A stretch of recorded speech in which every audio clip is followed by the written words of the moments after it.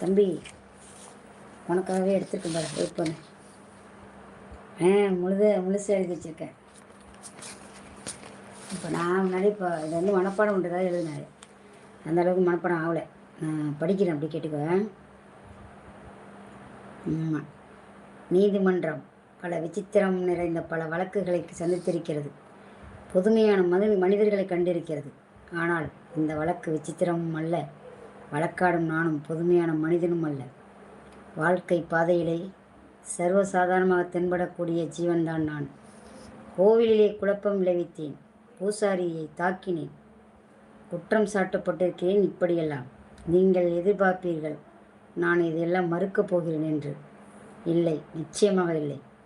கோவிலே குழப்பம் விளைவித்தேன். ஏன்?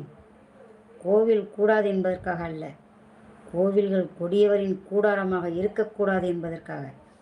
பூசாரியை தாக்கினேன், அவன் பக்தன் என்பதற்காக அல்ல, பக்தி பகல் வேஷமாய் ஆகிவிட்டதை கண்டிப்பதற்காக. உனக்கே நீ அக்கறை, உலகத்தில் யாருக்கும் இல்லாத அக்கறை என்று கேட்பீர்கள். நானே பாதிக்கப்பட்டேன், நேரடியாக பாதிக்கப்பட்டேன்.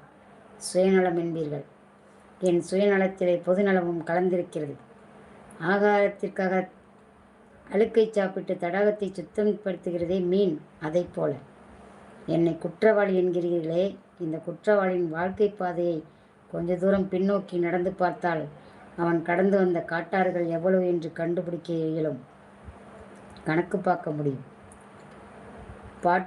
பட்டொலிக்கும் குயில்கள் இல்லை என் பாதையில், படமெடுக்கும் பாம்புகள் நிறைந்திருக்கின்றன. தென்றலை தீண்டியதில்லை நான், தீயை தாண்டியிருக்கிறேன். கேளுங்கள் என் கதையை. தீர்ப்பு எழுவதற்கு முன் கேளுங்கள், தயவு செஞ்சு கேளுங்கள். தமிழ்நாட்டிலே